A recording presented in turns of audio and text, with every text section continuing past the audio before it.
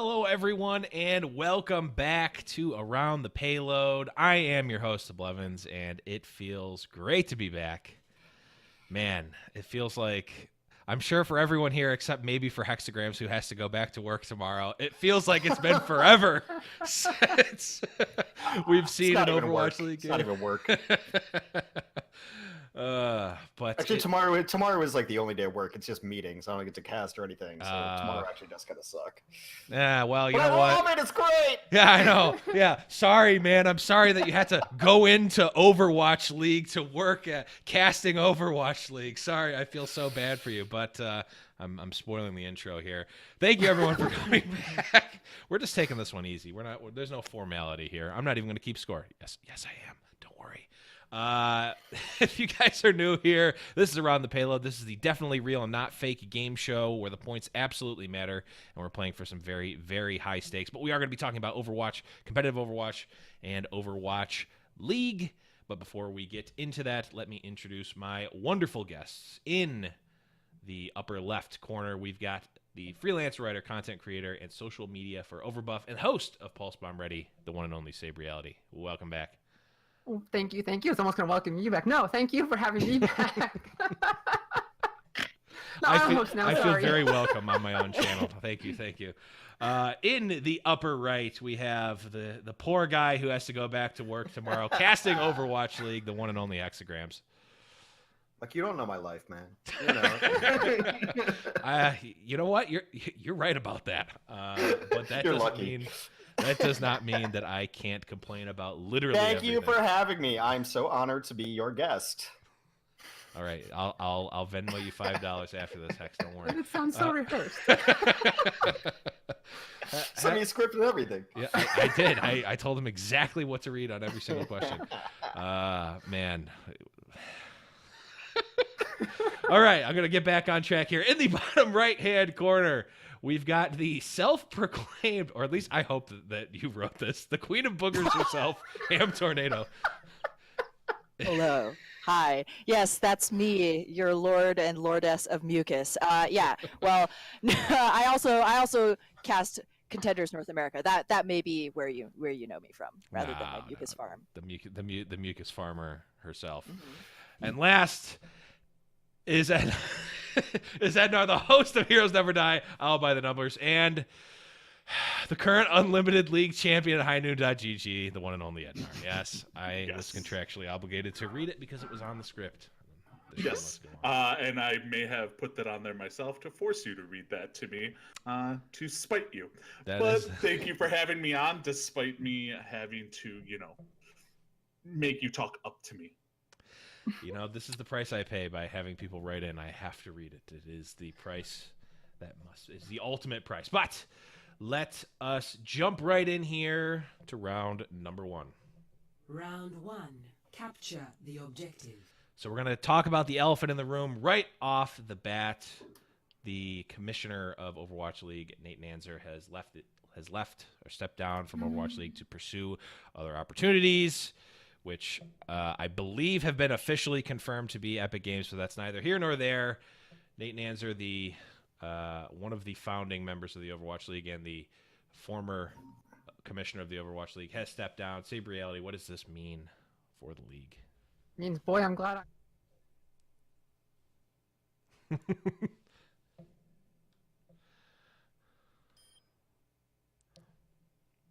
True.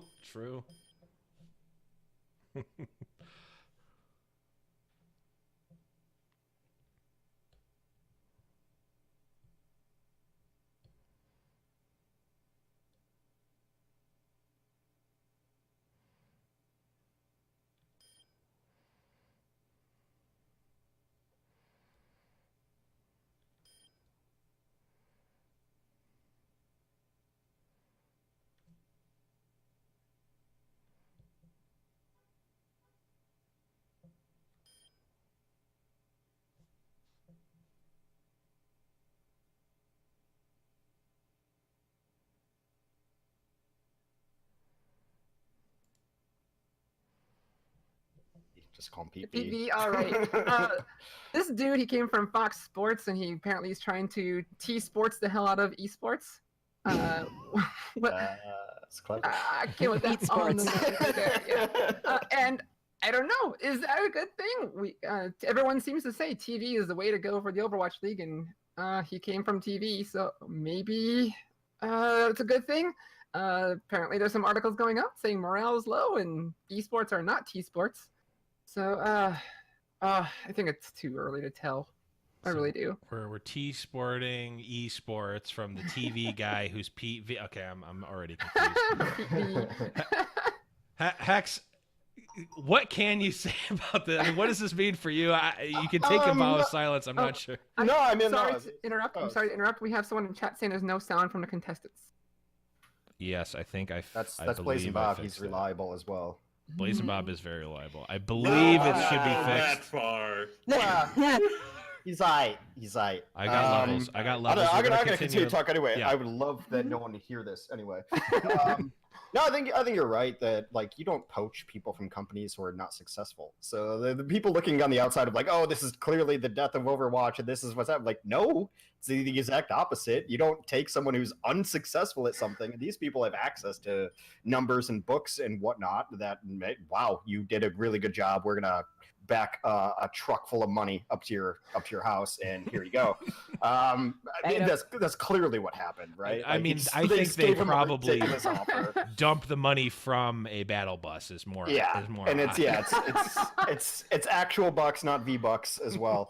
But I don't think we're gonna feel it really that often. Like, what Nate says is that he's like the face of the league and he got too much credit is probably true, and I don't think like he got too much credit. I think Nate did an amazing job, but there's 50 other people who are doing the same thing as him and who are working just as hard. And as someone who works under him, or did, past tense, there's a lot of really talented people in the league. And I think Nate leaving is just indicative of how successful everything has been thus far. And there's not like there's a dearth of talent below him to fill that job anyway. So the commissioner is largely a ceremonious role in most sports anyway. It's just the face of the league who makes announcements and does these things. He's not like the only guy. Like there's other people out there who are going to China and selling team spots. It wasn't just Nate. Nate didn't do the entirety of the league. And I love and respect Nate. And I think he was great. He was great for us talent. I think really the tragedy here is like the talent WhatsApp group is now going to have so much harder time finding memes because Nate was a great meme source for us. And whenever anyone stepped out of line, you just post like the serious Nate, the Mecha Nanzer. We had so many good Nate memes. I think some of those need to get I don't leaked think to the league public. is going to struggle from it at all. If anything, I think it's indicative of the league being as successful as it is that he had to take $5 million just halfway through the season to go. I don't think we're going to be at a loss to fill Nate's role because there's a lot of really talented, exceptional people who work in the league. That's my PR-ish answer. There you go. I think it was better than what I was expecting, which was just cold stare for 30 seconds. Ham, what are your thoughts here on Nate leaving? I mean, I think everybody's already covered the vast majority of my points and my thoughts. Like, maybe from like a supremely far outside look, the optics aren't great. Right. There's been some news in T2 of Mayhem Academy getting dropped. NRG is not going to be coming back. Fusion University is moving to Korea. But, things are always in flux. And I don't think that the commissioner leaving is a sign that the league is struggling necessarily. Because like Hex said, you don't want to hire people who are failures in their job.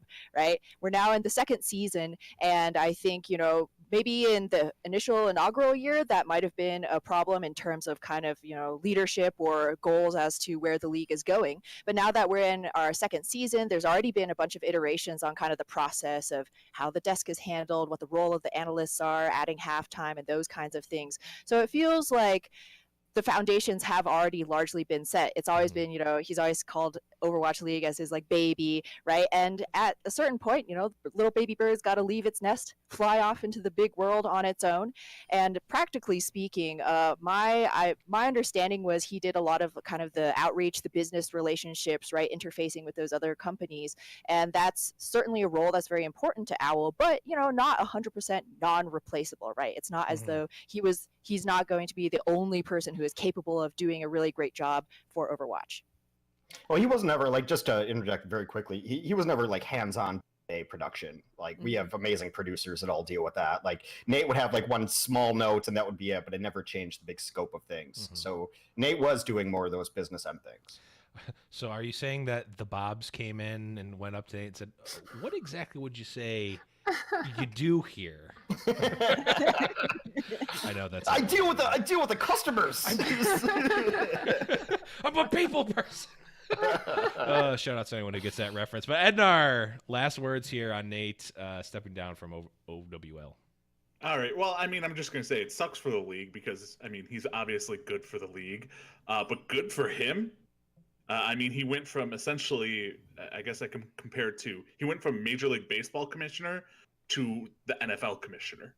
Like, he went to, as much as we all may hate and not want to see Fortnite esports, because I know I personally don't, they are the top dog. Like, they make the most money. They have the biggest prizes. They have the most money to throw around, which I'm sure didn't hurt the situation. So he moved on up, but he brought esports to kind of like a whole new level, or at least was the face of bringing esports to a whole new level, like nothing we've ever seen, in the form of, you know, different cities getting different teams and it not just being specific organizations, despite not having a Chicago team. Always got to throw that one in there. I'm for it.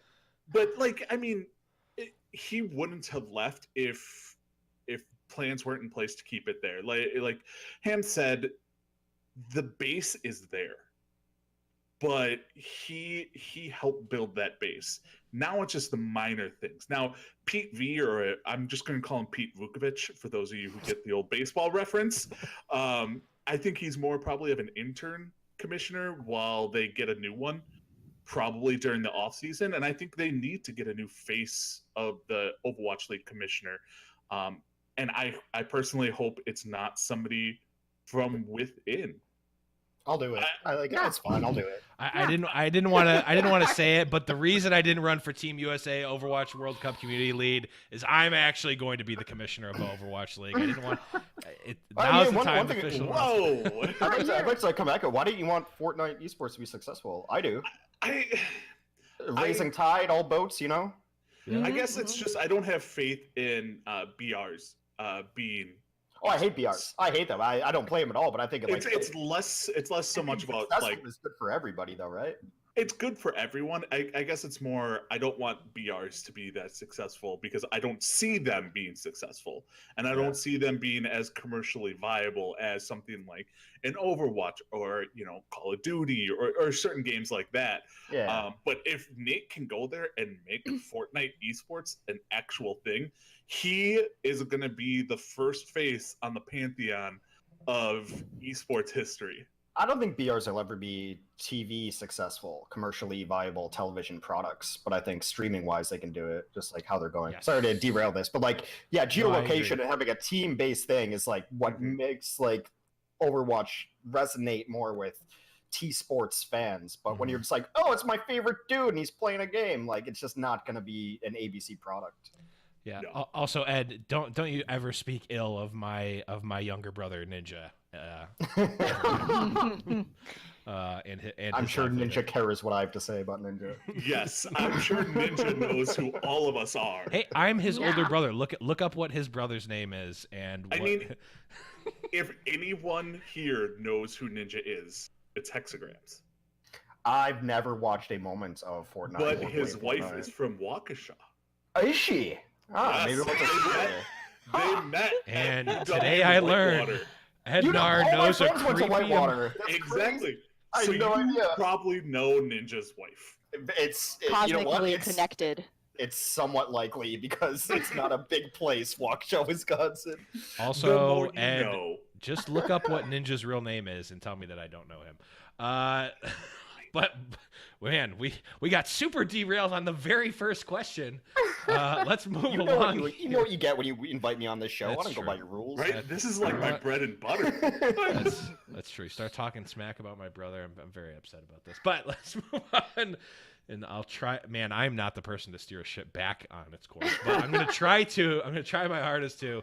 We now have the Overwatch workshop where we've got all sorts of games ranging from a Smash Bros mod to a Tekken mod to a mod I saw recently where you play as Farah and you dunk Torbjorns into a basket.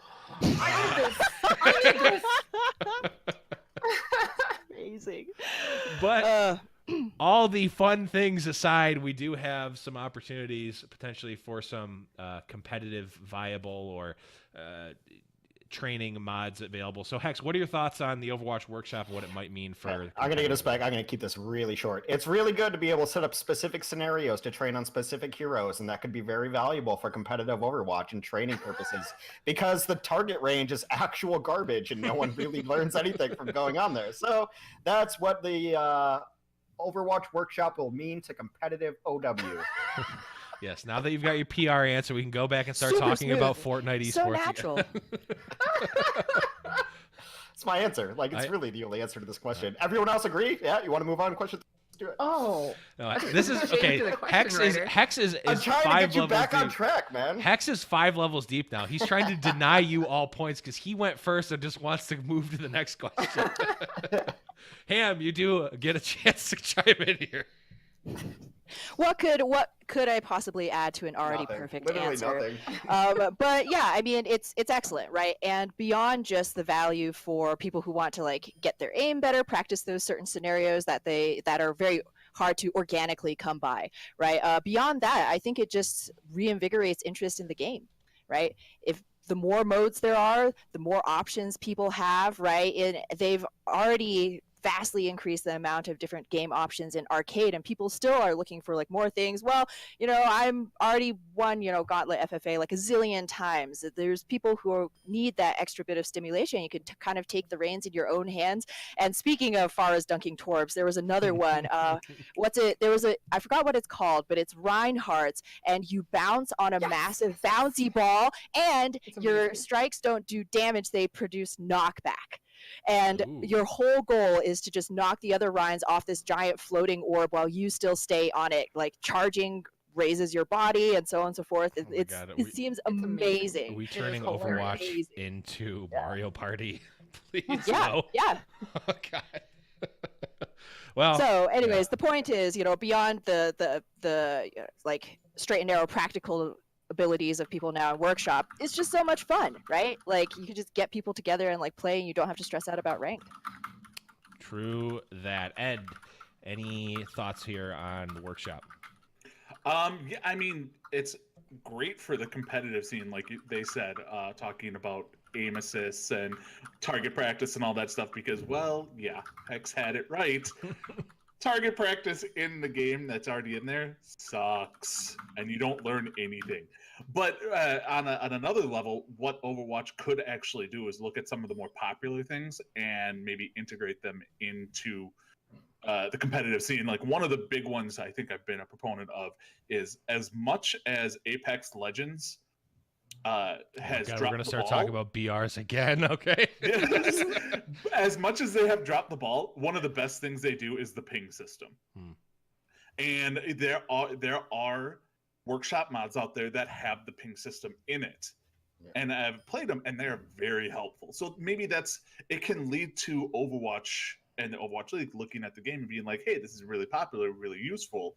And maybe we can try and integrate that into the actual game. And like, dang it. But stuff like that. Better scoreboard. There's already been better scoreboard stuff in the Workshop as well. And people trying to compare this to when Dota was created from Warcraft 3, shut it. I'm guessing you can't change the maps, which Blizzard's really limits. Still salty about that, by the way. Yeah, like, there's a reason they're not giving us map editor with us, is they do not want another Dota coming out of it. So you can stop it with all that talk, but it could give them some pointers and some tips on how to improve things. Yeah, I mean, that's their own fault. They should have just bought Dota when they had the chance. So maybe they've learned, but I don't know. Although I will say, I will lead the mutiny charge if they don't implement some sort of fan Workshop mode into the All-Star game next year. Ah. Oh, but the All-Star Game's so cool. What are you talking about? It is. I mean, especially when like the reigning champion. Sorry, I used the word reigning in front of Blevins. I'm very sorry. triggered by I the use of the word apologize. rain in my chat.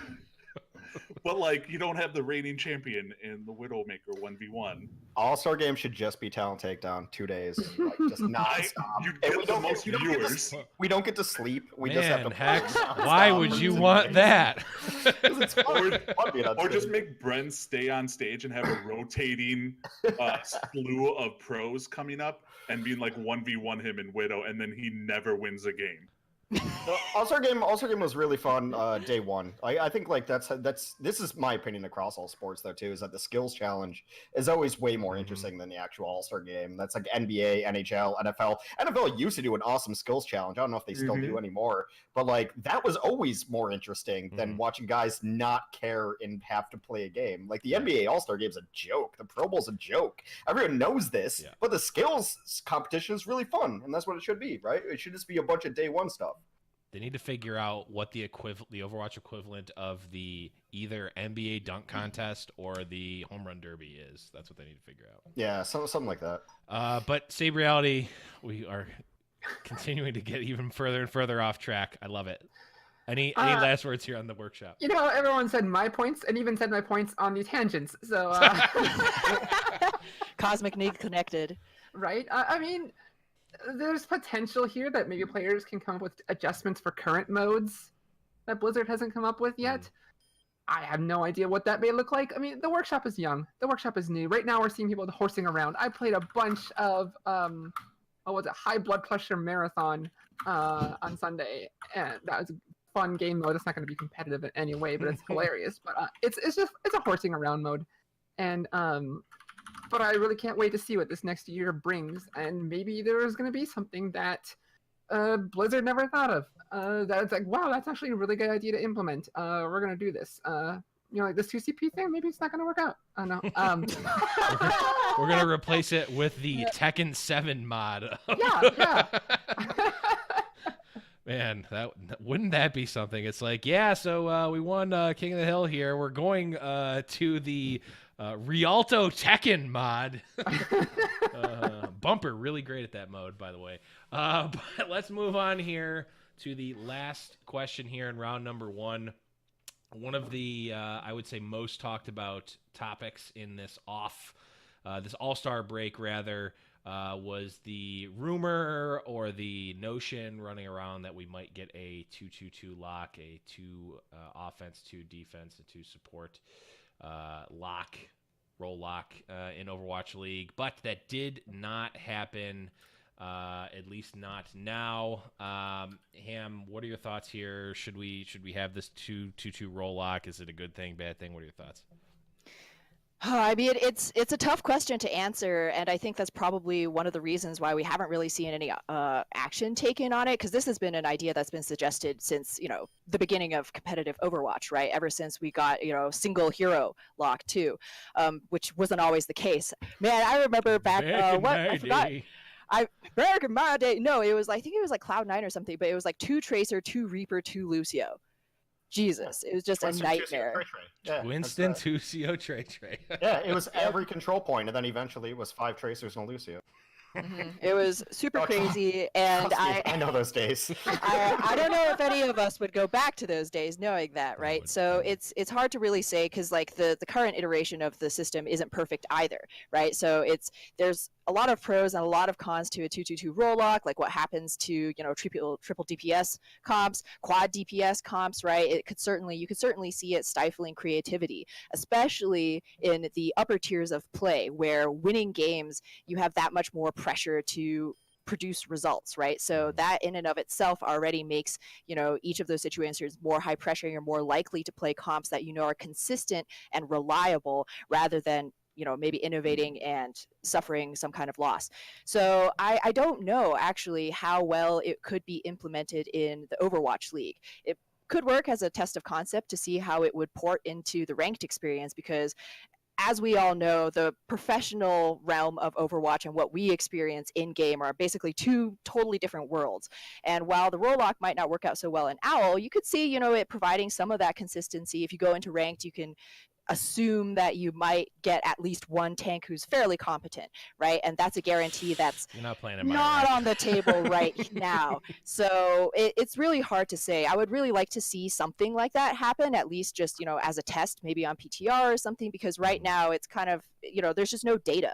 It's all armchair theory crafting, us guessing based on previous experience, what might happen. But the reality could be something totally different. We should give it a try. A lot of good points there. Ed, what do you think on 222? All right, so I'm going to start this off by saying I actually like the idea of 222. But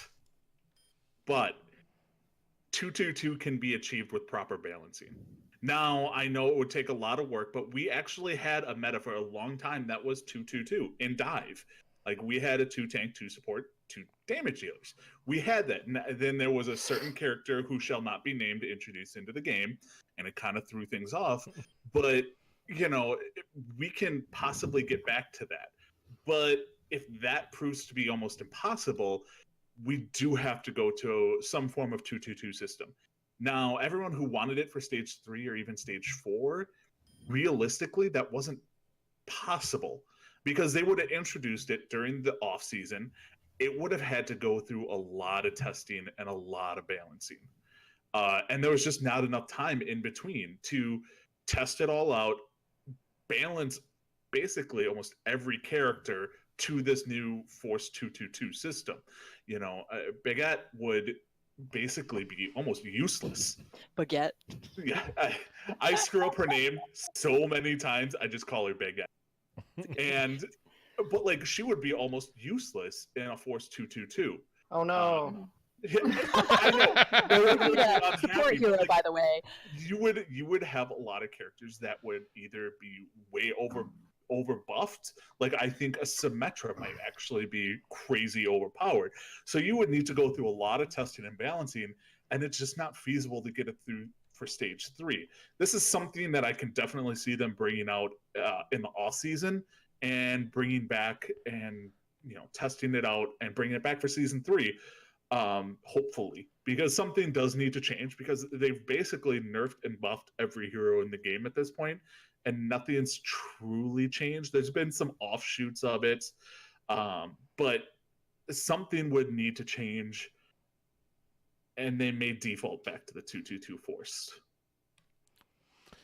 Yeah, I mean, I forgot that there's only 12 heroes in Overwatch, and every one of them gets equal play. I forgot that was the case, but it's nonetheless, safe reality. What are your thoughts here on 222? I preferred something like 222 in my comp games. That's because it's hard enough getting everyone to work together, just like the Florida Mayhem. So, weird shot, but okay. I don't. Weird flex, but correct. I think that's right. Correct. Anyway. Yes. Forced in the Overwatch League, which I think was the intent of the question, feels terrible. That just means less flexibility for these pro players who can just bounce around on anything. Get good at a very varied hero pool. I don't know. It just feels terrible forcing it into professional scene. Comp scene, whatever. I could care less. And we're already seeing variations on goats more and more, or even just variations on comps. We're seeing like Sombra or May coming in more for goats, or Clockwork is starting to rise. Seeing more Wrecking Ball and all that. So forcing it for pros, I'm good. There's no 222 coming for the Overwatch League. Yeah, I want to go back to no hero lock, but No, you don't. No. No, you really don't. No one. Let's speak about that too, because Blizzard was very reluctant to add in hero limits. Yeah. They I only remember started those doing days. so when we started running tournaments with forced hero limits, because we're like, I'm not gonna cast this anymore. This is trash. And the entire community was like, yes, please, for the love of God. It was like the eggplant meme, right? That was like 3.5 years ago. Blizzard just did not want to do it, and then we're like, okay, but we're gonna do it. And then eventually it came. I'm on the other side of the spectrum. Like, when it comes to me and my colleagues, everyone's like, oh, 222 is going to fix everything. I'm like, you don't fucking know. No, you have no idea. You have no idea what it's going to do. Like, just to think like, oh, it's going to be fixed. I'm like, okay, so what is Sombra? Is Sombra a DPS hero, or is she a support hero? Because when she had packs, she was a support hero, and now she's a DPS hero. Now she's a utility. And Overwatch has been designed in such a way that it's really blurry lines on what's a tank and what's a support. And is Roadhog a tank, or is he a DPS hero? To me, he's both. So like that's already an issue right there. And also like once you go to 2-2-2, you can't go back. That's it, right? You're going there and you can't ever switch it again. So you're locked in.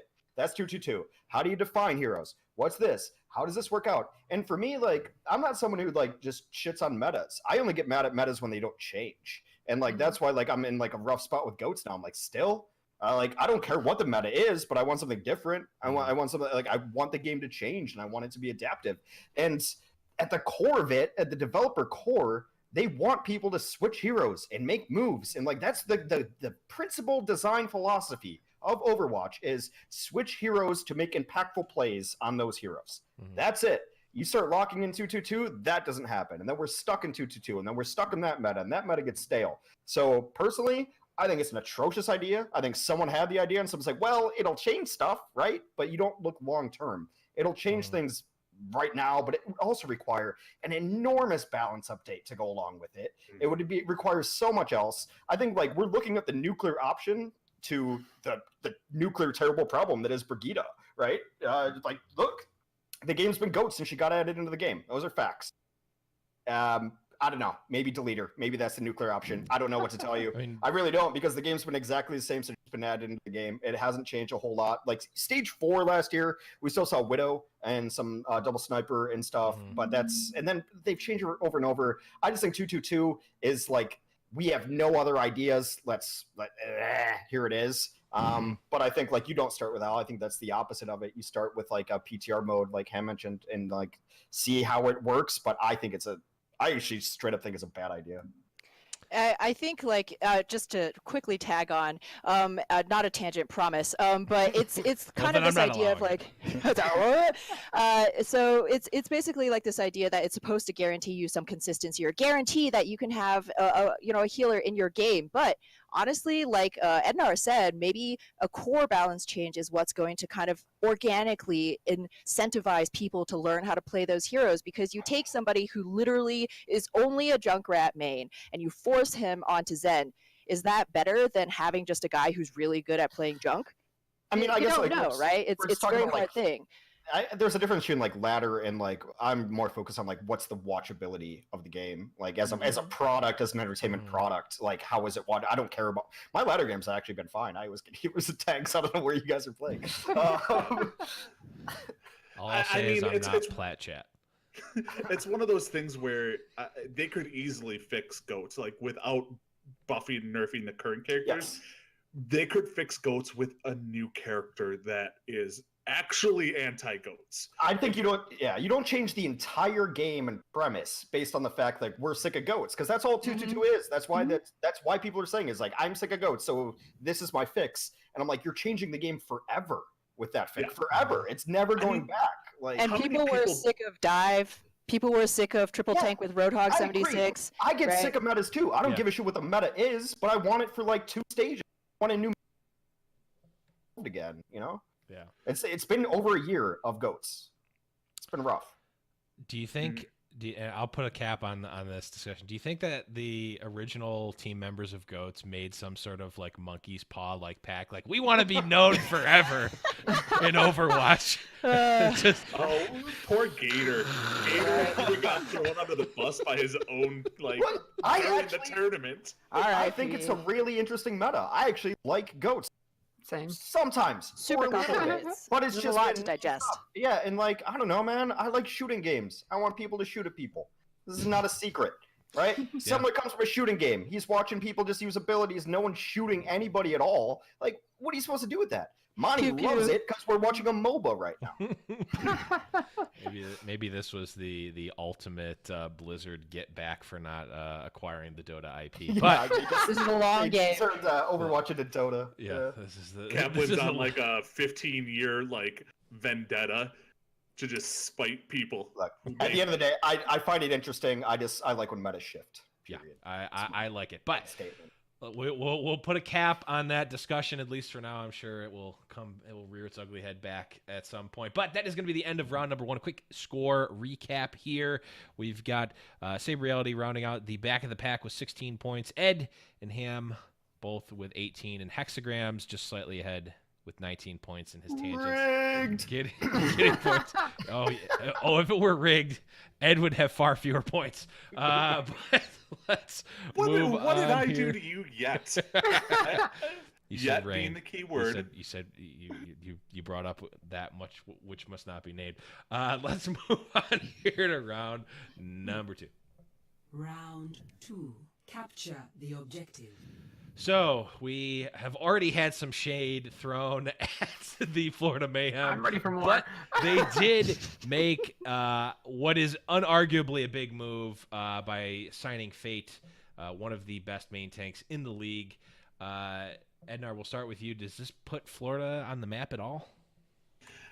So good choice of words, because Florida can't even decide what city they want to represent. They're just like, let's just go with the whole state, let alone field a competent team to put on the map.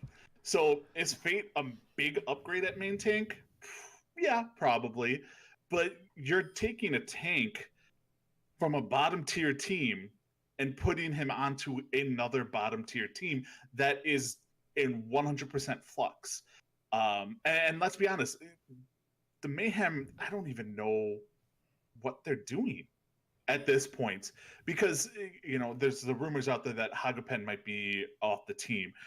They are rumored to be signing a tank duo from Korea to replace Zephyr, and then you bring in a tank duo but bench one of the tanks. They don't even play their best player and Saya player. And I know he may not fit the GOAT's meta. It's just this whole team is just a giant question mark. And I don't know if we've seen a team that's gone through more fluctuation of their roster in one season before. They basically have gotten rid of they got rid of their entire team except for one person in the off season, who they just got rid of. They've cut like 3 people. They've traded away, got rid of their contenders team. They brought in like 3-4 more people. Like, we don't even know what to think of this team. And they're not even taking like top tier Korean players from contenders. They're bringing in kind of like the middle of the road players from, if the rumors are true of who they're signing, their tanks and their supports, they're bringing in middle of the road players from the Korea contenders.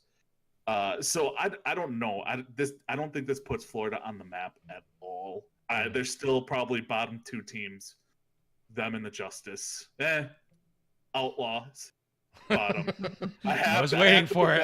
I was waiting for it. Outlaws at the bottom. Yeah. And then Mayhem and Justice. Yeah, I can't argue with that. But Sabriality, do you think that signing a top tier tank player like Fate does anything for Florida here? I sure hope so. Need all the help I can get. I sure hope so. Like when the news broke, though, my reaction was just okay. I mean, like, it's cool, but like you said, it's just the Mayhem are in such a mess. They're in such a disarray. You get all these players. Like, I mean, I even rewatched a little bit some matches. That's why I threw that shade earlier, because I was watching them. Like, they're in goats and they're all over the place on the map. Like, what are you doing? Not working together. There's something wrong with their shot clock. Maybe Fate will be the one who can bring them all together. I don't know if Fate is a shot caller, to be honest. If anyone has the answer to that, please jump in. But or at least a good leader. So maybe if he is, maybe that's something that they need. These guys they're all over the place, and they just need some direction, I think. I mean, I don't think any of these guys are really bad. It's just, I mean, there's obviously people who are way better. But I think that, I mean, you got to the Overwatch League, you were probably okay at something. I mean, to be honest. And maybe I just need someone who can just gel them together. And is Fate that person? I don't know. If this puts Florida on the map, I sure hope so. They need something. True. Hex, what do you think about Fate going to Florida? I respect Florida in the aspect that at least they're trying to get better. There's a lot of bad teams that don't try to get better. Like, they don't really make moves. They don't really do anything. And like, hey, we're selling jerseys. But like, no, I know Scott pretty well. We talk pretty often, so I don't want to say a whole lot because I don't know what is on and off the record. But I told him, I'm like, if you guys are trash in stage 3, I'm gonna be mean about it. I'm gonna call you guys trash. And he's like, that's fine. Give me till stage 3. So, for those who don't know Scott, it was like former NYXL, and then he was brought onto the team, but I don't know if he was given enough power early on. So it's not really like his team yet. And I think that's what some of the moves are dictating, is that he's trying to build his team. And if they're trash in stage 3, then yeah, fine. Throw them under the bus because it will be his vision then, right? So I'm willing to give them that grace period. Like, I don't know, they can't get any worse. What, they have 1 win this season? They went 0-7 stage 2. And yeah, it's looked bad, but I think in this meta especially, like the most impactful change you can make is bringing in a new main tank. Swan wasn't good. Right? Sorry, Swan, weren't good. And so maybe Fate can bring it. But the caveat is, why is someone like Fate's available? Like, why is this guy willing to go to another team? There's a whole lot of rumors about the internal struggles of Valiant, and Fate was amongst a lot of these rumors, so that's probably why he's available there. Valiant ownership maybe just wanted to let him go. I thought Fate and Space were a top 3 tank duo in season 1. They're good.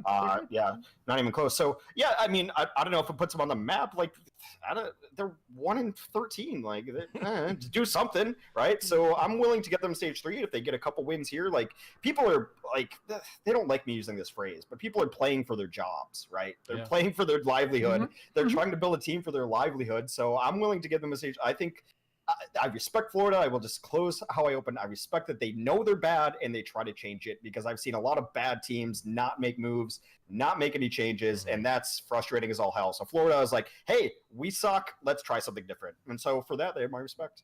Yeah, there are certainly teams that are not making that effort. They'll, I'm sure, be mentioned at some point as well. Ham, last words here on Florida. Yep. I mean, all great points all brought up. I mean, basically, I agree with Hex. At least they're doing something, right? To me, I agree with Sabriel. It seems that everybody's kind of just everywhere, and of course Bare Hands maybe hasn't had enough time or enough power to make the changes that he wants to see in his team as quickly as he wants to see them, but they are just all over the place. No identity whatsoever. I mean, at least in season 1, we had, they were misfits, the guys with the funny walks, they would come out and swoosh, be doing the Naruto run or whatever, and there was that kind of aspect that you could really enjoy about the team. But as they continue to struggle, as they lack identity, it's really hard to, even just maintain that kind of fan viewership of, I just love this team and want to see all the players do well, because you're not really familiar with them. We've been playing so much musical chairs. So maybe Fate can give them that kind of leadership aspect, right? He, whether or not his personality clashed while he was in the Valiant, that means he's got some, right? That could become or the Florida Mayhem. It's always possible. But at least they're doing something, even if it's as surface level as just bringing in some fresh blood, some new talent, right? Because there are teams who we shall remain unnamed that haven't even done that, haven't even thought about, twitching their pinky finger for their roster. Speaking of the roster, though, I am kind of questioning bringing on Byram, who is a very capable flex support, and he used to play for NRG, if anybody is not as familiar, who recently disbanded and will not be returning to contenders this season. So he was free, and they picked him up. But I just don't know. Again, simply changing players is kind of a surface level, appears to be a surface level type of treatment. And when you are picking up middle of the pack, occasionally fragging out, having those clutch moments, but not really showing much consistency, not really standing out in his own right. I just hope that people aren't like, we brought in some new players. Why is stuff still not changing, right? Then you maybe need to look at kind of the track record or the history of those players themselves. And also Byram, I believe he was actually he didn't end up going into Korea contenders because he was accused of boosting when he was up for Blossom. And so that's, again, kind of, maybe not going to be the make it or break it, but you're adding a little bit of that internal drama, maybe questions about this player into a team that is already struggling quite a bit. But still, Fate, he's proven, he's experienced, he's got that history behind him. And so I'm very hopeful that they're at least making some changes. Well, I think you always bring people in just culture-wise. Like, you want someone to push your current starters, right? If they're getting, like, kind of, like, lazy. Like, Howder's a good flex, but I think he needs be pushed, right? Bedosian took his job. So like I think you bring players in to help with practice and help push other players who maybe are not motivated. So it's not always like we're bringing this guy in, he's going to start. It's always like, how does this add to the culture of our team? Fingers like, crossed, but yeah, there's also like, a rumor that Hagapun's going to get let go. So it's really hard to guess. Well, so. yeah, I've heard a lot of different things, but there's talents on this team. Really good player. Like, why don't they just run Sombra Goats and just pray? Like, BKB is a really good Sombra. Like, I don't know. There's some interesting stuff about this team, but I think, overall, adding Fate makes the team better. Yeah. I agree as well. Definitely. I mean, certainly in season 1, Fate was a top 3 tank in the entire league. So maybe if he doesn't improve it this second, I think longer term, it's definitely a big improvement for them. He wasn't going to do anything on Valiant anyway. Like, sometimes you just need a change of scenery, right? We see that in every sort of sport. Yeah, I mean, look at Fissure. He was a bench player, went to the Gladiator. Before he was on Soul. He was a bench player before he was a bench player again. Everyone thought that was like the best trade ever. Like, oh my god. I mean, when he was with the Gladiators, he was a beast. Yeah. And then when he went to Soul, we're just like, all right, but I mean, honestly, who knows what Soul is doing at this point? Yeah, but I mean, Fissure was a beast until his team was in the playoffs and he decided to not play and just was like, screw you, team. So maybe he's right where he belongs. I don't know. I'm not on those teams. I have nothing to do with them. But let's move on here and talk about a topic that is near and dear to my heart. And what has caused me so much trauma when Edanar is saying rain over and over again. But the NYXL have lost a number. You gonna skip a question? Yeah. Cut it. Come on, live doc. Oh, I have a different doc open. Sorry. We're cutting for time. We've got these tangents come at a cost, but it's not a problem. We are gonna be moving at the speed of light here. The NYXL of late have obviously they lost back-to-back games to the Atlanta Reign. And many have been talking about them just not being at the top of the pack as they once were, especially with the San Francisco Shock and the Vancouver Titans being as dominant as they are. So, Sabriati, we'll start with you here. Has NYXL dropped a tier in your mind? I know how to answer this, otherwise I will lose points. No. But... Okay, I'll just put it out here. You don't need the Panda Bear. I'm not going to take away points. We need... Honesty. Okay, for real, my answer is I don't think they've dropped a tier. I think that's a bunch of other teams have started to catch up to them. I think these guys are still great overall. Maybe more DPS oriented metas serve them better. I mean, or you maybe more like Dive or something like that. Like Jonah, he's still really good. It's just harder for him to pop off in this meta. But Shock's Violet is catching up to him in heal or beating him or something like that in healing. Twilight is like the new Jonak, as it were. Just kicking butt with those orbs. But I don't think they've dropped a tier. I mean, we still got strong tanks and whatnot. So no, I think other teams, like especially the Titans, like, oh hey, we're here too. You're not the only big dogs anymore. It's not that they're taking away the big dog title, just not the only big dog. They're just diluting it, I suppose. Yeah, there you go. Hex, what are your thoughts on NYXL? Well, I mean, just the literal interpretation, have they dropped a tier? Yes, they were the best team and they're not the best team anymore. Sorry. But like, yeah, San Francisco and Vancouver are the top. They're the best at this meta by a large margin. And it's because they play more aggressively than NYXL. I think Goats is best played aggressively, and that's what Super does for his team. That's what Bumper does for Vancouver. But yeah, let's start getting some points here. I don't care that NYXL lost 2 games. I really don't. I don't think they care either. They're like a better version. They're like a better version of London, where like when they want to play, they just play, they can actually turn it on when they want to turn it on. I don't think they care they lost to Atlanta. I think they're just looking for season finals. They don't care about stages. They want to keep everybody happy and healthy and just go through it. Like 2 losses to Atlanta, yeah, it's weird. It's whatever. But if I'm an NYXL fan, I don't care. It doesn't matter. They're going to make season finals, and then who knows which season finals they show up. My biggest concern with NYXL is that sometimes, like, even in stage finals, they just decide, like, I don't care. Like Get it's the getting a sandbags li- out. Yes, it's a little bit worrisome that they don't always have it, but I don't care about regular season results for NYXL. I know they're going to get in season playoffs, and then they're going to fight the big boys, and we'll know what the meta is then. But they're not the top tier. No, that's Vancouver and San Francisco, and everybody else is below them. New York's like the next best, I guess. Mhm. Yeah. What it goes S and then A. I don't know, fighting game tiers, something like that. But yeah, they're not S. They're not because they're losing to the better teams. But I'm not concerned about it. We'll see at the end of the year. I'll see you in September. True.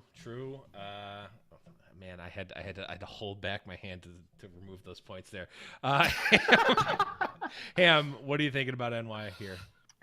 Yeah, so it's always tough to be a team at the absolute peak, right? The pinnacle of what professional Overwatch was, and then to bleed, right? To be shown that you're mortal too. And this meta, hey, doesn't suit you.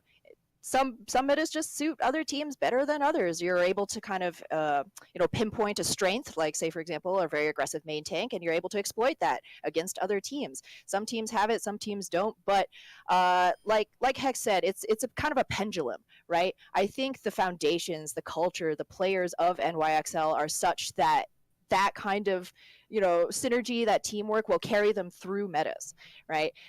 It's like the stock market, right? Every stock will have those hot moments, but if you are a value investor, nobody definitely reads about Berkshire Hathaway, but the idea is we're in it for the long run, right? Maybe in 1 month you fall a little bit, you fall a few points, but a year from now you will be above where you were in the past because of just this company, this team is of that quality.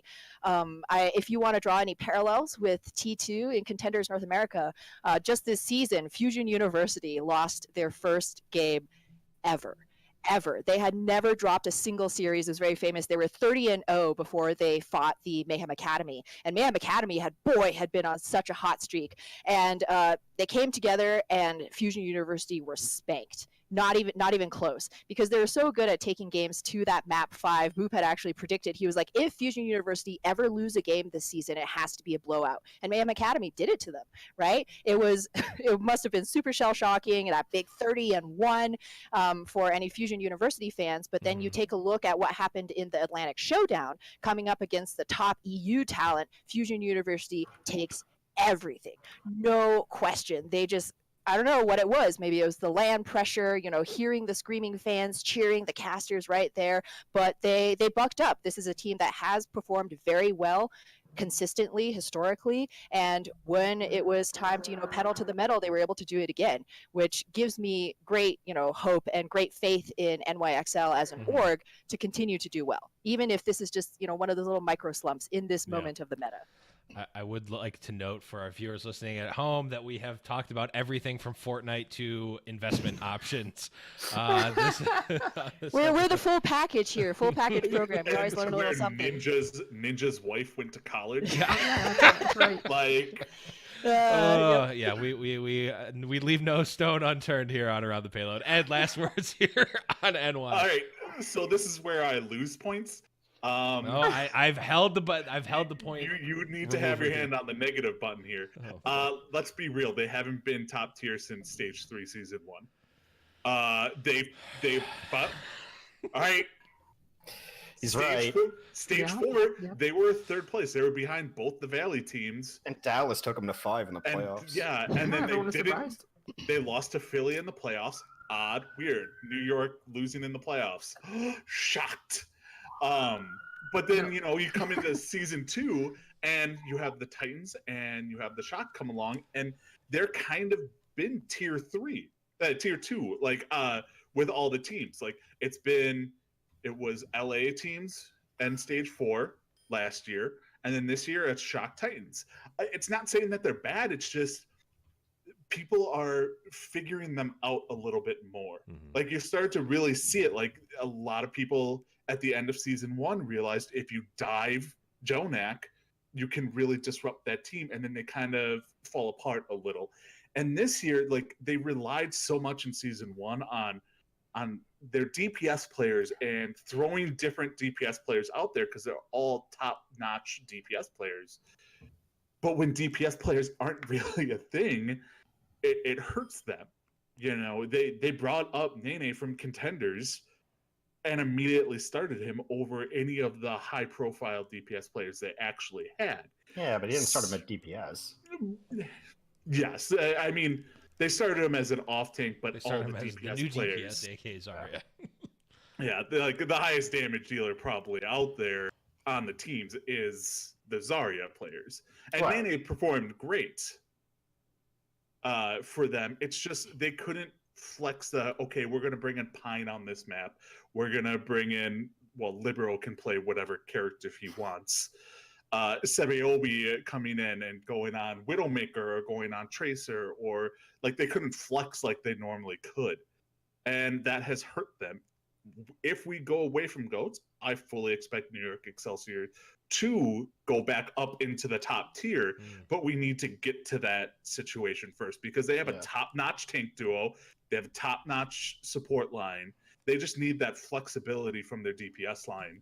They've also got just very briefly. I don't think it's their DPS at all. I think it's because they can't play Winston. Like Mano's Winston is just god tier. If you go back and watch like any season 1, like Mano Meko on dive tanks are just abusing supports so hard that like, yeah, the DPS is great. Like you can bring in Sabiobi, you can play Widow and Tracer and whatever. But to me, it was Mano and Meko being able to play the heroes they're better on. And I don't think Mano's as good of a Reinhardt as he is a Winston.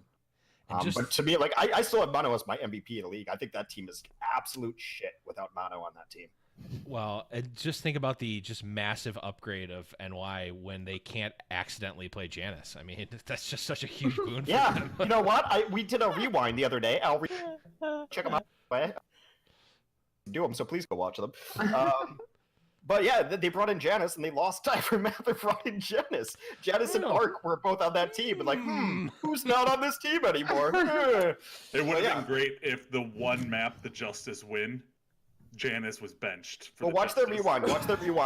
They played Gibraltar Dallas first map, and Mano just wins it for him. Like 100% of the time wins it for him. He's so good with Primal Rage. It's ridiculous. But like now he can't play Winston, really. Like not as often anyway. Right. So like he's stuck on, like there's always a small gap between a main tank's main and then their second main, right? Yep. And so his Winston is just that much better than his Ryan.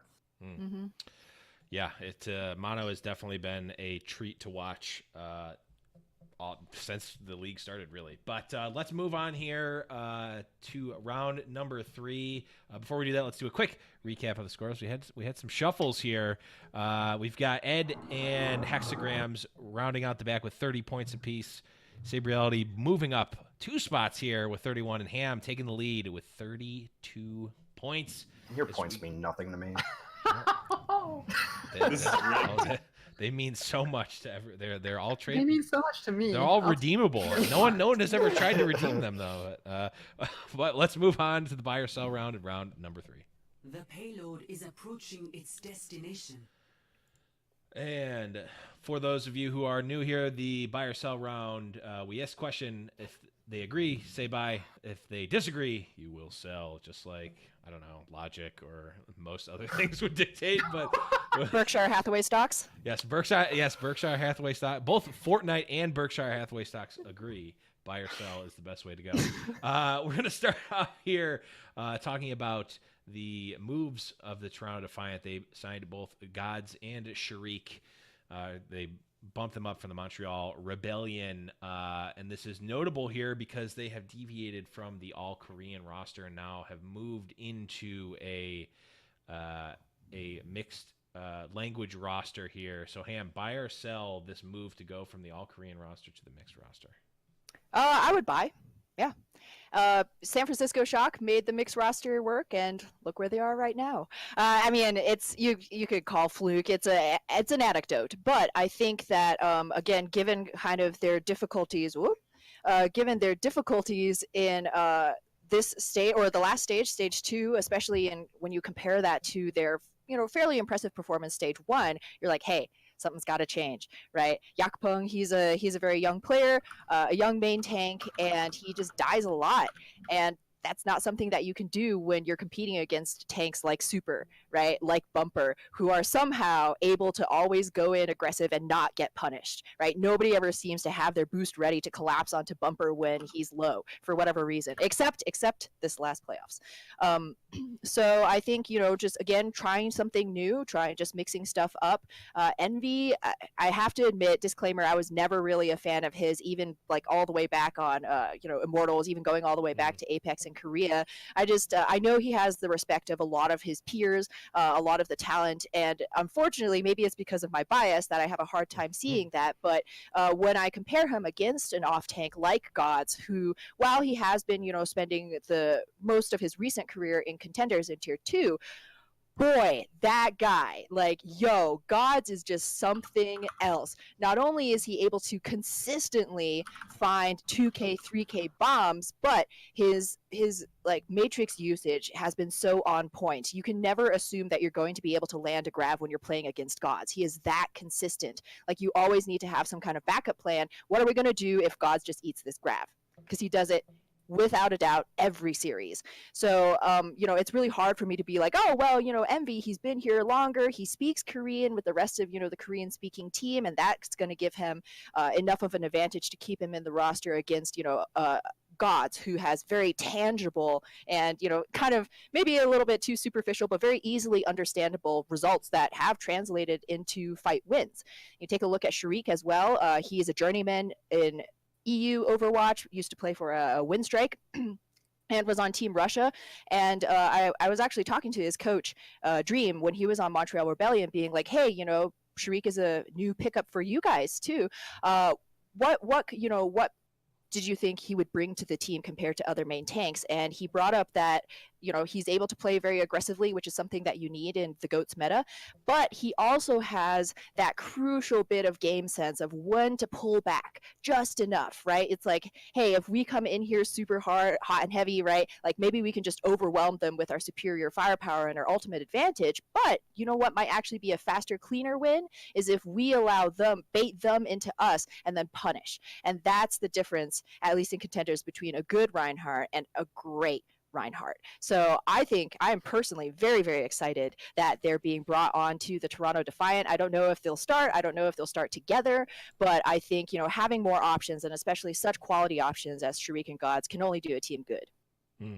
Definitely a long and storied history between of those two players. For sure. I am a dedicated tier 2 evangelist. I love just talking about all the storylines because people aren't quite as familiar with contenders, and there's such great players here to get to know. That is true, which is why you should check out the Blackwatch report. They go over the tier 2 scene as well. Ed, what are your thoughts here on Toronto breaking the sacred oath of the all-Korean roster? I mean, I'm going to buy this because, it's a smart move. If you look at it, you have really 3 legit all-Korean rosters. Sorry, Florida, you don't quite get the designation of a legit Korean roster yet. But, you have Titans, New York, Excelsior, and the Dynasty. But like Ham was saying, you have these other teams that are mixed. Like you have the Gladiators and you have the Shock and you have, well, I'm going to say it Fusion University because honestly, Fusion University probably better than Philadelphia Fusion almost at this point. Oh, shut up. Yeah. I'm so tired of people talking about contenders teams like they beat Overwatch League teams. Shut up. You're so wrong. I mean... Yeah, but can the bias caster? Can the UN? No, can the UNC? Eagle Gaming, Angry Titan. But so I'm like, well, they're not in Overwatch League, so I don't. So shut up. No one cares. But if they the real team is Mayhem Academy, and it wasn't their fault. Oh my god. Yeah, but shut couldn't up. UNC's couldn't UNC women's basketball team beat the UNC? Could Alabama beat the Cleveland Browns? No, they couldn't. But I will say this: a lot of contenders players aren't actually allowed to play in the Overwatch League due to age. That's fine. Like Alarm would be an amazing Zenyatta if he was allowed to play. And I will agree with you. The moment he goes to the Overwatch League, it does well. So, all right. So it's just like Lunatic High and Envious were just gonna dominate Overwatch League at the beginning of the season. I mean, Runaway. Runaway, if somebody said Runaway could beat every team in the Overwatch League, oh wait, that happened. Yeah, no, but now everyone's like, oh, well, the new Runaway is actually the best team on the planet of the old Runaway. It's like, just shut up. Just No, no. nobody says that, man. They just got stopped People by say Element that. Mystic. Literally, people who cast the game say that to me, and I'm Oh, just, no.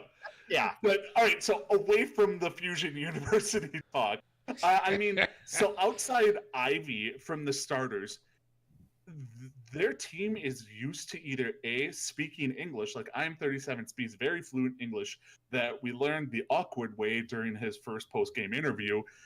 And then you have Envy and Neko who played on mixed rosters before this. Mhm. Like, this is actually a smart move. They're making their team better by not hamstringing themselves to only having a Korean roster. They're just going for the best talent available type of approach that they can get. And let's see if it works. So communications really shouldn't be a huge issue with them because you do have somebody like I'm37 who can translate if need be because he is so fluent in both English and Korean. I know. But you can't Growing up in translate, like, Canada. you can't translate during game. Not during game, but like during practices, scrims, stuff like that. He Mhm. can help out more so than a lot of players. Yeah, So I think the call outs and stuff like that, I don't know is going to be as big of an issue as if you threw Gods and Chirk into New York Excelsior. Like those comps would probably be a little bit more wonky. This is like a perfect fit for a all Korean roster going and bringing in non-Korean players because it just fits well with the people they already have there. Mhm. Yeah, definitely makes sense there. Sabriel, what do you think of Toronto breaking the all-Korean roster? Well, I went from buy-ish to buy, full in buy. Just listening to all this. I mean, what more is there to say? The only thing I really have to add is just basically these two have been, Gods and Sharik, been around for ages, and they have experience with mixed rosters. So, I mean, it's just a huge win either way. Toronto, my new attempted team I love because they're closest to me than any other team in North Same. Dakota here. They need Pandering for points right That's there. right. On the host. They need to shake something up, obviously. They're dismal stage 2. So hopefully this is what it is. I mean, God, try something new. Otherwise, it's just going to keep sucking. I mean, do you guys think, like, I've heard that Gods could actually end up playing Baguette and IM37 actually being on the bench? Like, you have Ivy on Zarya, Gods on, and then Yeah. you keep Envy in there as the off. Like, I'm37 has had some nice, like, highlight plays, but he does But- play like he's not used to playing competitive Overwatch I in a mean, team they- environment. It's like he's only Plucked played him right 2 out of range, matches. essentially. Yeah. Yeah. I've heard that Toronto is moving towards English calling too. This could have just been like a very long-term move that they had already decided, way back. There's a lot of teams that don't speak any English who try to do comms in English. Like, that's the default baseline language. They want everyone to learn English so that they don't have these issues going forward. That's smart. But Hex, last words here on Toronto. Yeah, I buy for all the same. Is he cutting out for everyone? Oh, yeah. Am I cutting out? Okay. His truth was too strong. No, I'm sorry. Can you hear me now? Can you hear me Yes. now? Yes. All right. Good. Yeah, it's only important because I want to out history Ham here. She tried to go like contenders on me, but I want to go back to April of 2016, where Gods played in the Alienware Monthly Melee. Yes. What time of day though? Whoa! And we gave him $150 for his second place effort. That was the first time I cast Gods, however many years ago. There's several others up there too. But yeah, he's been around forever. I'm a little interested that he's not going with Pooks, because Gods and Pooks used to be inseparable. No matter what team they're on, they always went together. This is always back in the LG days. But I'm glad to see them finally get a chance. These guys have both been around for just ever. Like, they've been old school Overwatch. This is like closed beta tournament players like Sharik and God. So if they didn't get in this year, they might tire. So I'm glad to see what that they have. And I think honestly, if you put them both in, they're probably an upgrade on the tank line just immediately if you start them both. So Yeah. makes sense. And also, like, I'm the cynic. Marketing wise, it makes a lot of sense. Let's get some people who speak English to market our English speaking team. Sorry, that's a reality of it. True. So yeah, I think it's good. I'm happy for them, and I hope they perform well. But yeah, Toronto, I think they're like middle of the pack, so it's smart to make a move, no matter what the move is. Yeah. I was really hoping you were gonna reference the Josh OG Invitational. No, I didn't pass that one. I didn't get to pass that. Forgot about that. I just remember God's like opening point. I don't know why I remember this so vividly. Opening point on Hollywood, just like the most amazing like picks right off the bat. Just so good. But I think I might be the only person, Josh OG included, that remembers that tournament. Let's move on here. I get you. Yeah. I get you. Yeah. I'm picking up what you're putting down. Hex, you know the old days. Yeah. I've heard some stories. Yeah. Let's move on here. We are going to move to our very last question here as we drive to the end of this long and windy road that is Around the Payload. We are now coming off of what, if I'm recall correctly, is the longest non-in-between season break we've had between Overwatch League games. We had the All-Star game in the middle of the season rather than at the end of the season like last season. Oh, thank God. Well, I guess we know Hex's thoughts on this, but Sabro, we'll start with you. Is this good to have this long break in the middle of the season? Full buy. With how many days and hours a week Owl goes, it's seriously draining. Particularly when your job is to cover as much of Owl as you can. It also gives fans a chance to relax and get hyped a bit for the new season or new stage. And it feels like, even if it doesn't turn out to be what it is, it feels like a reset. It feels like everyone's going to come out here just fresh. Whether that will be the case, we will see in a day or two. But it just feels good. So, and I see people getting more hype now. Again, like, oh yeah. No, we haven't had it for a bit. I'm excited for it to come back. For sure. Hex, as the person who is most directly affected by this break, buy or sell the mid-season All-Star break? I'm going to buy. Most leagues have their All-Star break in the mid-season anyway. And also, it just was to like finish with the league and be really happy with everything and like, oh yeah.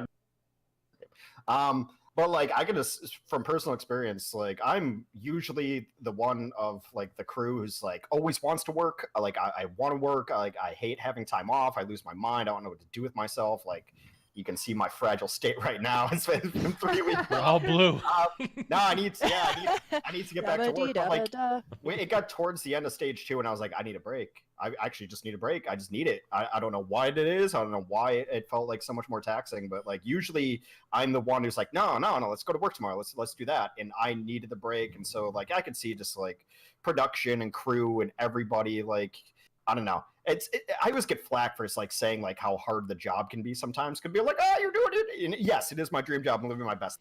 Don't get me wrong. However, there are still hours in the day you have to put in, and it can be exhausting and it's stressful, right? So everyone needed a break, I think, just to get like production and everyone a reset. And now we're like truly cut in half. It's like, look, we crushed first 2 stages. Let's change these things. Let's go in, and we only have this much left. It's really nice to break it up in the middle there. And yeah, I think for the fan perspective too, it's nice. Like, all right. Oh, now it's back. You get to be excited again, rather than just like, because I get bored of baseball because it's just on every day, right? Like you need a little bit of break, also, right? It's baseball, so. Also, it's baseball. So yeah, hard buy. I think it was really good. I think from my personal aspect, from production aspect, I think like the people who work as hard as they do on Owl needed a bit of a break, and hopefully we can come out and bring a good product for you in the second half. I like it. I like it a lot. Ham, buy or sell the All-Star break? Definitely, absolutely, also a buy.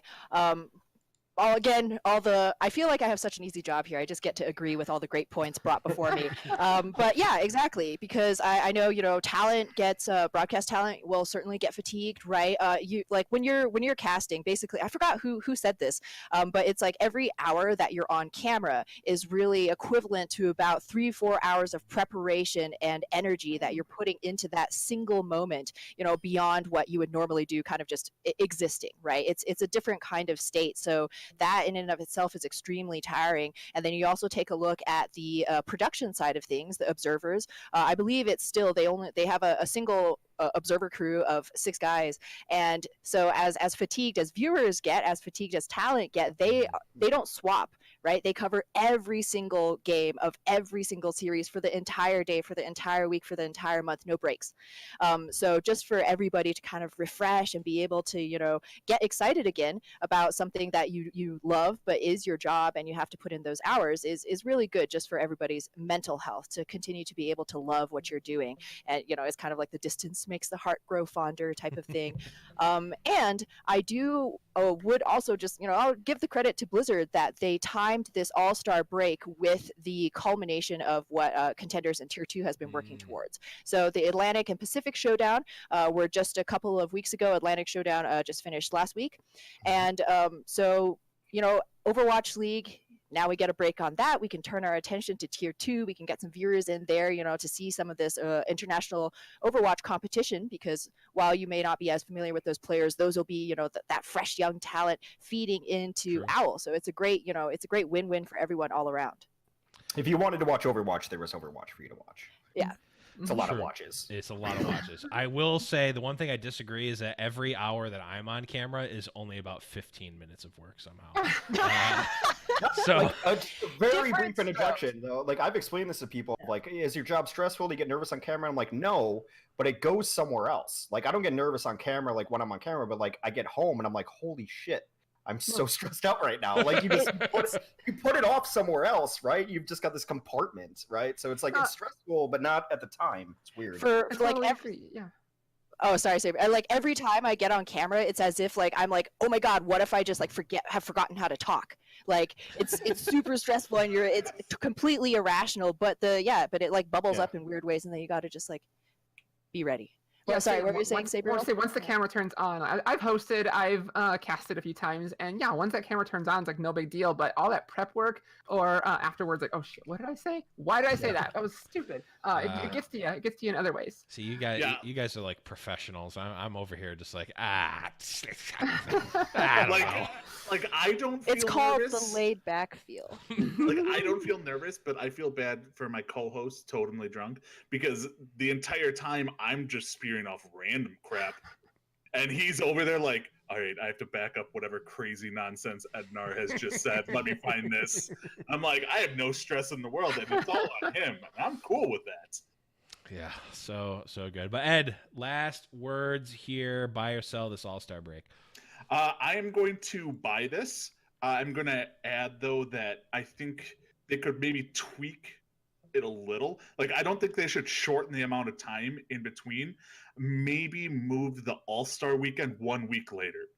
That would be my only thing, is because you have the All-Star weekend, then you have, okay, no Overwatch League, actual like full-on Overwatch League matches for 2 weeks.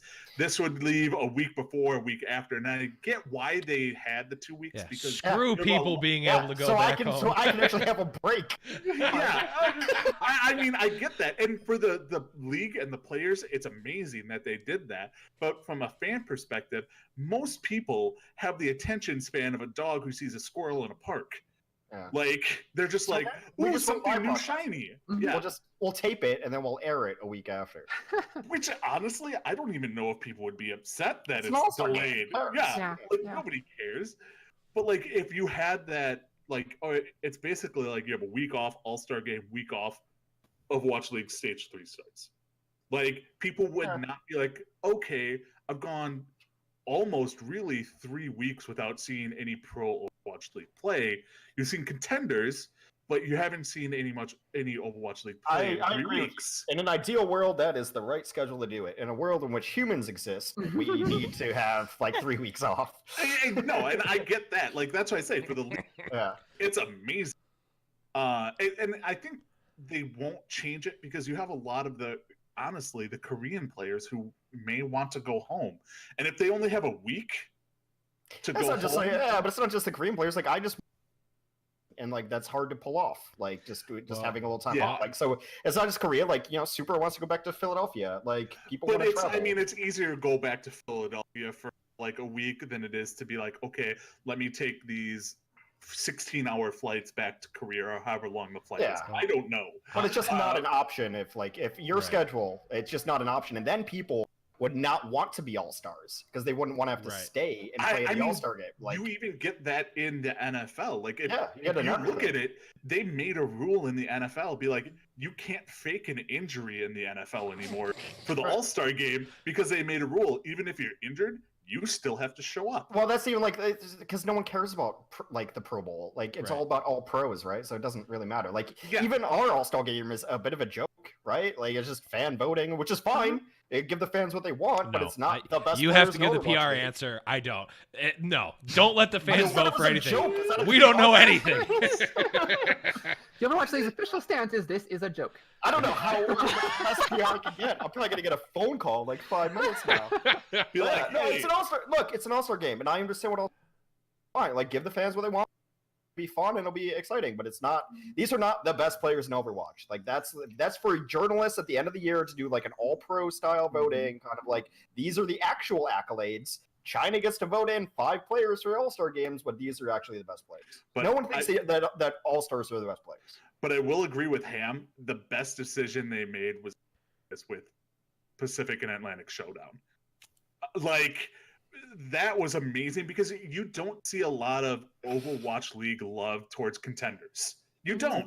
Did they even promote it? Or is it just a happy accident? They legit. So I looked during Fusion University versus Envy, the championship game. Mm-hmm. Yeah. Overwatch League was actually streaming the contenders match on their channel, which I don't think they've ever done. And they had 18,000 viewers just for that. Mm-hmm. Add the 7,000 from the Overwatch Contenders Twitch channel, you had 25,000 viewers for a contenders game, which is almost unheard of. I don't know. Like Contenders Season 0 weren't competing with Overwatch League, used to pull in 30 to 50. Yeah. But it was the only thing, right? So it was the Overwatch League back then. Yeah. But they haven't really shown the contenders. They should. No, I agree. They should. Yeah. Because it costs them nothing to like hit the button, right? Just to host contenders, right? Yeah. Rather than running an Overwatch League rerun. Again, I'll throw a bone. But hey, our reruns are gold. I need those reruns. Okay. There's no way to rewatch an episode of Overwatch League. Because without the reruns. If I don't have the reruns, I can't like log onto Twitch on like a Monday and be like, oh crap, what day and time is it? I see Overwatch League is live. What's going on? Oh wait, we like reruns so much. We're doing rewinds now. We're live hosting our reruns.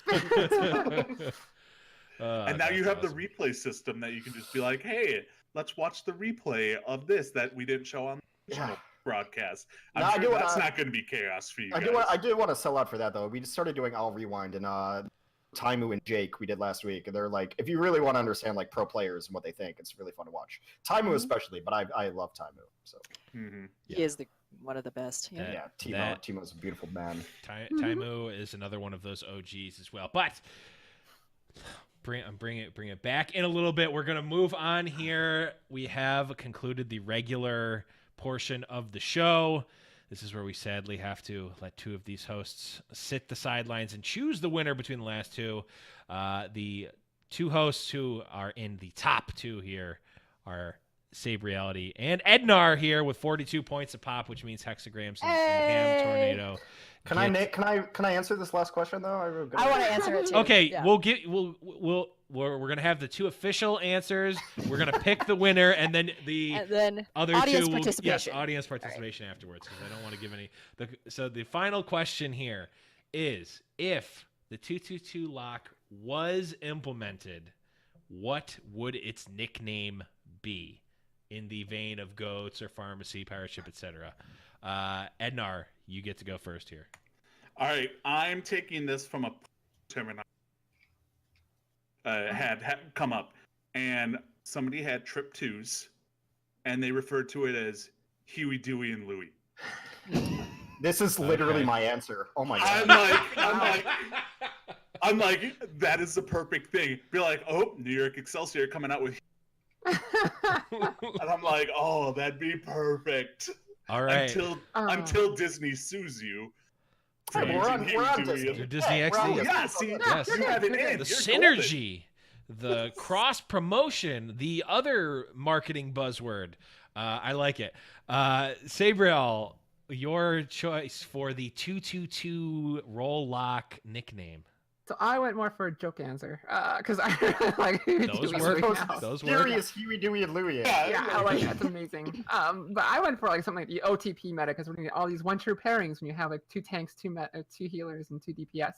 Something like pharmacy, and you can get Reinhardt and Zarya, all these OTPs. So it's just much more of a softer answer. The OTP. So we've got Huey, Dewey, and Louie, which allegedly was Hexagram's literal answer. No, I'll explain. Okay, all It was right. close. And OTP Hex. Who are you picking here? Oh, I'm picking. You're picking. We're picking. You and Ham are both picking, and then if you can't come to a consensus, then I get. OTP. I'm picking OTP. Okay. Because I don't want to say Huey, Dewey, and Louie on broad. Right, because I forgot to mention what's chosen here is literally what's going to happen. This is going to be locked No, into no, contract. This is the decider. Taking notes, folks. Also, since I'm the one who gets to say it on broadcast, I literally get to decide it's called if it happens. True. Like 3-3. True. Although Exactly. although everyone called it started to call it pirate ship instead of protect the president, which I'm pretty sure you coined. Protect No, the president was pirate ZP ship. and I. That's right. Yeah. I like Pirate protect. ship Protect the is president though Pirate was ship. they Protect the had, like, president is Ryan. it was different. Yeah, they had 2 mercies. Ryan. Yeah, Yeah. that was different. That was old Cloud9. Yeah, those are the OG Alright. days. What But do you Ham- call it, Ham? Yeah. Me? Well, hold I'm on. You hosting pick, now. I'm hosting now. Pick. Hold on. Let me at least move you over to the host to the middle here. Now Hexagrams is hosting. But no, Ham, are you picking OTP for Sabriel, or are you picking Edanar with Huey, Dewey, and Louie? I'm sorry, Sabriel. I have to go for the wordplay. Huey, Dewey, and Louie. It rhymes. It's catchy. It flows. I would totally pick it just so I could say it on broadcast. Because my answer would have been called the poo poo poo. Because who wants Rollock? So I like it. All right, so we have not come to a consensus, which means I have to pick. And man, it pains How about me. this? I have a great thing to share, a Nate Nanzer story to share for the outro, if that helps to deciding. I mean, go ahead. Whoa, if we're gonna pander to the all right. Who is Huey, Dewey, and Louie's uncle? Is it Scrooge McScrimbucks? Oh man, old Scrooge McScrimbucks here. Is that your Twitter handle? I mean, can't remember. As much as it pains me to side with Edanar, I gotta go with the Huey, Dewey, and Louie. The trip twos. I mean, I'm all about. So I'm like, all this is. I about was actually. the poker I was thinking about reference. this earlier today. 222. Like I'm. You're But it's you're like cutting Texas out again. Hold'em. I don't know what's happening here. Mhm. It's like Texas Hold'em. When you get 2s, you call them ducks. Yes. We should go from goats to ducks, right? It's just easier. Ah, Same thing. Okay. 222 ducks is better. Although like I'd it. probably my answer would have been ducks, which would have been the best answer by far. You guys are terrible. Yeah, all I'm gonna say is it doesn't matter because Edanar, you here are the victor. The win is yours. You've finally Victory. gotten your crown. This may be an I am 37 moment for you, but Edanar, the floor is yours. You have won. Sell out, shout out, do what you will. All right, I want to plug Heroes Never Die, the podcast. OW All by the Numbers, the fantasy podcast I'm on, because I am a fantasy Overwatch League god. I'm just going to throw that out there right now. Yes, Blevins, I am in first place in the league you guys host. Might be the saddest brag I've ever heard in I'm my life. okay with this. I am okay with this. We cut it, but I want to say, Tavik, you are the reason that I got into competitive Overwatch. I loved you when you played on my dong. And I thought we could go. I thought we could go another month without talking about my dong, but here we are And again. I'm going to close it out with suck it to you. Ooh. Oh yes. The correct answer was Pluppy is the reason that you got into competitive Pluppy! Overwatch. I mean, Ooh. I still hold to this day that the gamer tag Pluppy will return, and it will just be ZP wearing a luchador mask. How many times did you guys go, IDDQD, the player, not the team, or the team, not the player? Oh, it was You guys are wild so times good at back that. in those days. Oh, Ah, dark but times. this- Just tweeting from the payload. This was I don't even know what to call this episode. I don't know if it was spicy or what, but it was a fun one to host. Nonetheless, I hope you guys all had fun as well. Everyone's contact and social information is not contact information. Yeah, everyone's address is going to be in You want my address? yeah, everyone's address is going to be in the bottom in case you want to send them gifts. No, everyone's social. Jokes on you. You got to come to North Hollywood. Yes. But Really, are you shuddering at going to North Hollywood? yes, I don't want to. Buffalo? Yes, I am. All right. We'll go with that. All right, we didn't have the pre-show when everyone was just trash talking Wisconsin at the beginning. But It's so easy. all right, we've gone so far off the rails at this point. I've completely lost track of all sense of time and space. But that is going to be it, guys. Thank you, everyone, for listening to Around the Payload. For Save Reality, for Hexagrams, for Ham Tornado. I can't even talk anymore. For the newly crowned champion, Edanar. I am the Blevins, and we will catch you guys next time around the payload. Bye-bye. Bye.